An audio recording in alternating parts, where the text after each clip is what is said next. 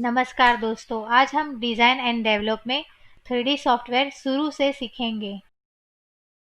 तो पहले हम माया को ओपन करते हैं। तो आज हम माया के इंट्रोडक्शन और मेनू के बारे में सीखेंगे और अगले वीडियो से हम एक एक टूल्स को आसान तरीके से सीखेंगे।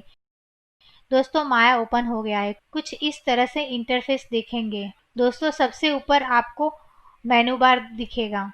जी हाँ दोस्तों, जो सबसे ऊपर दिख रहा है उसे मेनू बार कहते हैं। दोस्तों, माया में अलग अलग काम करने के लिए अलग अलग मेनू दिए गए हैं। हर एक मेनू के अंदर अलग ऑप्शन होंगे। दोस्तों, ऐसा नहीं है कि अभी जो आपको माया में दिख रहा है मेनू बार उतना ही है। दोस्तों, अभी जो मेनू बार में दिख रहा है वो मेनू मॉडलिंग के लिए काम आते हैं। अभी हम यहाँ मॉडलिंग मेनू की जगह चेंज करके रिगिंग कर देंगे तो आप देख सकते हो मेनू बार में कुछ और मेनू चेंज होके ऐड हो गए, जैसे कि स्केलेटल, स्किन, कांस्टेंट और कंट्रोल मेनू, जो रिगिंग करते वक्त इस्तेमाल होते हैं। हम यहाँ रिगिंग की जगह पे एफएक्स कर देंगे तो एफएक्स में यूज होने वाले मेनू बार में दिखने लगेंगे। अब हम रेंडरिंग पे जाते हैं। रेंडरिंग पे क्लिक करेंगे तो रेंडरिंग में यूज होने वाले मेनू हमें मेनू बार में दिखाई देंगे।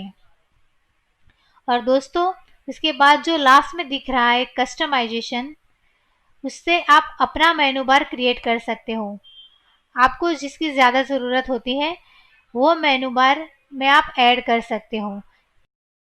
तो दोस्तों, अभी हमने मेनू बार के बारे में देखा और अब हम आगे देखते हैं टूल्स के बारे में। जो लेफ्ट साइड में दिख रहे हैं आइकॉन, उसे टूल बार कहते हैं, जिसमें फर्स्ट है सिलेक्ट टूल, दूसरा है लासो टूल, तीसरा है पेंट सिलेक्शन टूल, चौथा है मूव टूल, पांचवा है रोटेट टूल, छठा है स्केल टूल। यह टूल क्या काम करते हैं वह भी हम आगे देखेंगे। और उसके नीचे जो दिख रहे हैं वह है पैनल लेआउट, जो लेआउट के लिए काम आता है।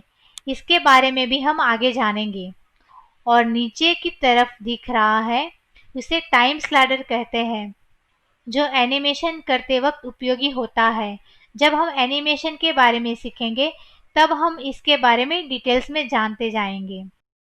दोस्तों, जो राइट साइड कॉर्नर पर दिख रहा है पहला मॉडल टूल किट है, जो मॉडल बनाने के लिए उपयोगी है।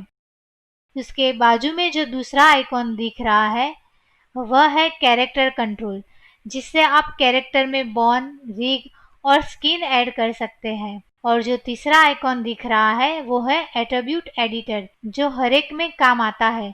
जैसे कि मॉडल में भी ज़रूरत पड़ती है, एनिमेशन में भी ज़रूरत पड़ती है, एफएक्स में भी ज़रूरत पड़ती है। एट्रीब्यूट एडिटर के बिना हमारा काम नहीं चल सकता, इसकी ज़रूरत हमें सबसे ज़्यादा होती है। और चौथा आइकॉन है टूल सेटिंग, इसकी ज़रूरत भी हमें एनिमेशन में, मॉडलिंग में पड़ती है। और पांचवा आइकॉन जो दिख रहा है इसका नाम है चैनल बॉक्स। तो दोस्तों, चैनल बॉक्स, टूल सेटिंग और एट्रीब्यूट एडिटर की ज़रूरत हमें ज़्यादा पड़ती है, क्योंकि वह एनिमेशन, एफएक्स, मॉडलिंग सभी के लिए उपयोगी होता है। दोस्तों, कर्सर जहां दिख रहा है वह है न्यू फाइल क्रिएट करने के लिए, फाइल ओपन करने के लिए, फाइल सेव करने के लिए, अंडू एंड रीडू करने के लिए। और जो आइकॉन दिख रहा है वह है स्नैप के लिए, जिसके बारे में हम आगे देखते जाएंगे। अभी जो जहाँ पर मेरा कर्सर है वह सारे शेप है, जिसे हम मॉडल बना सकते हैं, एनिमेशन कर सकते हैं, कैमरा क्रिएट कर सकते हैं। और हमें जिस शेप की ज़रूरत होती है वो सारे शेप हमें यहाँ मिल जाते हैं। ये वाला जो एरिया दिख रहा है, जिसमें ये दिख रहा है, उसे ग्रिड बोलते हैं। और ये सारे एरिया को व्यू कहते हैं। हम जो भी क्रिएट करते हैं वो हमें यहाँ दिखता है, फिर वो मॉडल हो, एनिमेशन हो, एफएक्स हो, एनीथिंग। अभी जो दिख रहा है वो पर्सपेक्टिव व्यू है।